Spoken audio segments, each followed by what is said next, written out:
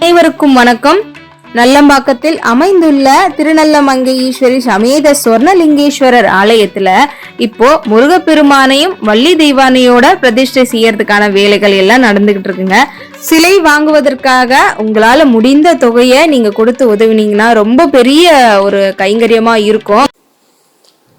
பக்தி ஒளி நேயர்களுக்கு அடியேன் கோவிந்த பட்டரின் கோடானு கோடி நமஸ்காரம். கேட்டதை கொடுக்கும் அல்ல கொடுக்கும் கோமுக தீர்த்தம்.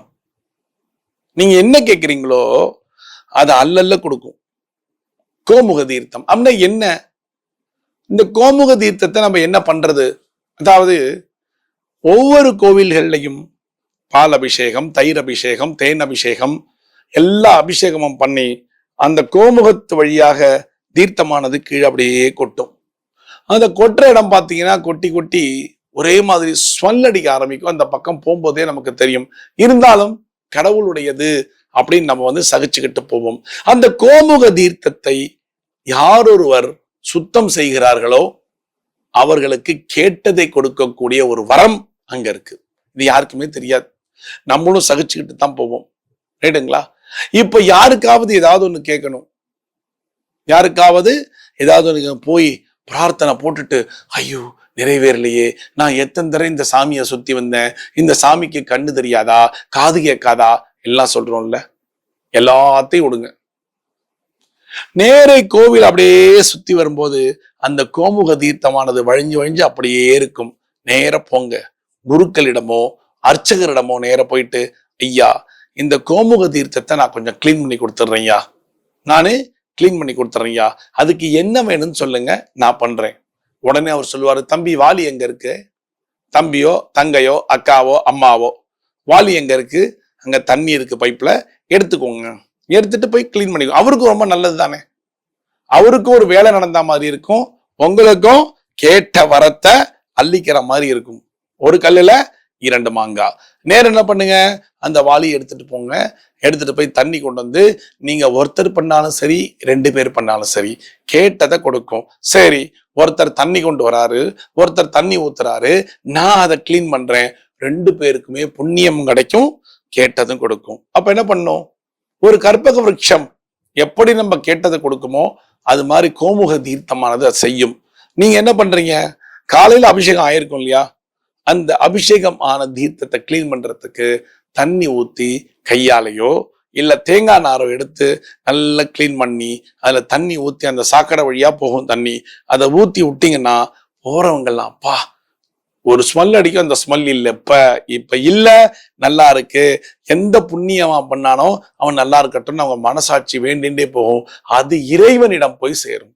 அவங்களுடைய பிரார்த்தனை, அதாவது இதை செஞ்ச யாரோ அவங்களுக்கு கோடி புண்ணியம் அப்படின்னு அவங்க நினைக்கிற மனசு நேர போய் இறைவனோடு காதுல போய் பேசுமா.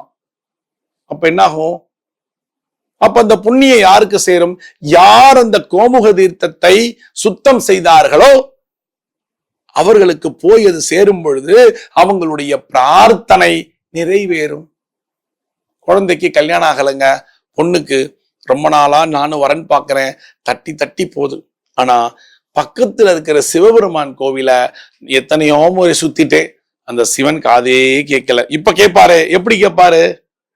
நீங்க கிளீன் பண்றீங்க, நேர போறீங்க, பொண்ணையும் கூட்டிக்கிட்டு போறீங்க, ஆமா போலாம், போயிட்டு அந்த கோமுக தீர்த்தத்தை கிளீன் பண்ணா கேட்டது கொடுப்பாருன்னு கோவிந்த பட்டர் சொல்லியிருக்காரு பக்தி ஒலியில, பா போலாம் அப்படின்னு நேர போய் அந்த அர்ச்சகரை கேட்டு அந்த அர்ச்சகர் சொல்லுவாரு, அம்மா கோடி புண்ணியம்மா, போங்கம்மா, எடுத்து கிளீன் பண்றீங்களா?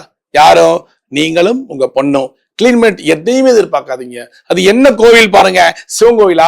ஒரே ஒரு மந்திரம் தான், ஓம் நமச்சிவாய, ஓம் நமச்சிவாய, ஓம் நமச்சிவாய, ஓம் நமச்சிவாய. நாராயண கோவிலா? ஓம் நமோ நாராயணாய, ஓம் நமோ நாராயணாய, ஓம் நமோ நாராயண. பிள்ளையார் கோவிலா?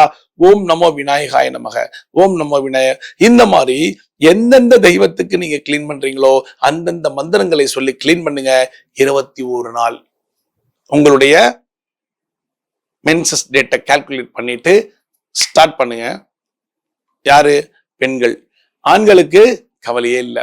21 நாள் கண்டினியூவா செய்யணும். நான் வெளியூர் போறேன், நான் இருக்க மாட்டேன், போக மாட்டேங்கிற பிரார்த்தனை நிறைவேறணும் இல்லையா? அப்ப பண்ணித்தானே ஆகணும். பசிக்குது, நான் வெளியூர் போறேன், நான் சாப்பிட மாட்டேன். யாருக்கு பசிக்கும்? உங்களுக்கு தான் வயிறு காயும். அதனால என்ன பண்ணணும்? 21 நாள் எந்த விதமான எண்ணங்களும் இல்லாம கிளீன் பண்ணணும். அது நீங்க நான் பெரிய கம்பெனியில இருக்கேங்க, மாசம் பிறந்தா 2 லட்சம் ரூபாய் வாங்குற நானு இத கிளீன் பண்றதா? கடவுள் நினைச்சா நம்மள பிச்சைக்காரனா கூட கொண்டு வந்து நிறுத்திடுவான். கடவுள் இடத்துல பணம் பேசாது. என்ன பேசும்? இதயமும் தான் பேசும். அங்க பணத்துக்கு வேல்யூவே கிடையாது. நாம் யார்? இறைவனுடைய அடியார்கள். இறைவன் தான் நமக்கு கொடுக்கிறான். அத நீ பணமா கொடுக்க வேண்டாம். பிரார்த்தனையை நிறைவேற்றுவதற்காக உன் சரீரத்தாலே நீ ஏதாவது செய், உனக்கு நடக்கும். பெரிய பணமெல்லாம் கொடுக்க வேண்டாம். சரீரத்தால பிரார்த்தனைக்காக செய். சாமி கும்பிடும் போது தட்டுல காசை போடு, அவ்வளவுதான். வேற எதுவுமே இல்லை. எல்லாம் பண்ணிட்டீங்களா? 21 நாள் கோமுக தீர்த்தத்தை எந்த விதமான எண்ணங்கள் இல்லாமல் உங்களுடைய பிரார்த்தனை மட்டும் செலுத்தி நீங்க மந்திரத்தை சொல்லி இத கிளீன் பண்ண அருமையா நீங்க கேட்டத அந்த கோமுக தீர்த்தம் உங்களுக்கு அள்ளி கொடுக்கும். என்ன நல்லது தானே நடக்கும்? கல்யாணம் உங்க வீட்டுல ஜாம் நடக்கும். என் வீட்டுல ஃபங்க்ஷனே இல்லைங்க, இத்தனை நாளா என் வீட்டுல மேலதாளம் ஒலிக்கல, ஒலிக்கணும், நனைங்க ஒலிக்கும். எப்படி ஒலிக்கும்? உங்களுக்கு என்ன, அது கடவுள் பார்த்துப்பான். ஒலிக்கணும்னு அவன்கிட்ட போய் சொல்லுங்க, மீதி அவன் செய்வான், நீங்க செய்ய வேண்டாம். உங்களுக்கு அந்த எண்ணமே இருக்க வேணாம், கொண்டு போய் சேர்க்கறது அவங்க வேலை, அதை நிறைவேற்ற வேலை கடவுளோடது. ரைட்டுங்களா? இதை செய்யுங்க. மனதுல எந்த விதமான சஞ்சலமும் இல்லாம செய்யுங்க. நான் போய் கேட்டா கடவுள் செஞ்சிருவாரா? அவரால் முடியுமா? அவரால் முடியலன்னா உலகத்துல எதாலையுமே முடியாது. அவரால் மட்டும்தான் முடியும். சரிங்களா? என்ன பண்ணணும்? உங்களுடைய பிரார்த்தனை நிறைவேற வேண்டும் என்றால் கோமுக தீர்த்தத்தை கிளீன் பண்ணணும். அர்ச்சகர்கிட்ட கேட்டு, குருக்களிடம் கேட்டு கிளீன் பண்ணுங்க. கேட்காம பண்ணாதீங்க. கோவில்ல எதையுமே கேட்காமல் செய்யக்கூடாது, கேட்டுத்தான் செய்யணும். செய்யும் பொழுது என்ன, யாரோ ஒருவர் சுத்தும் பொழுது எந்த புண்ணியவானோ இதை கிளீன் பண்ணா அவன் நல்லா இருக்கணும்னு அந்த மனசு இறைவனுடைய காதுல போய் ஒலிக்கும். நீங்க நல்லா இருப்பீங்க. செய்யறீங்களா? செய்யுங்க. பலனை அனுபவிங்க. பிரார்த்தனைய நிறைவேற்றிக் கொள்ளுங்கள். காசு பணம் தேவையில்லை, மனசு மட்டும்தான் தேவை. செய்யறீங்களா? மீண்டும் ஒரு சாஸ்திர சம்பிரதாயத்துல நான் உங்களை சந்திக்கிறேன். பக்தி ஒளி நேயர்களுக்கு அடியேன் கோவிந்த பட்டரின் கோடானு கோடி நன்றிகள்.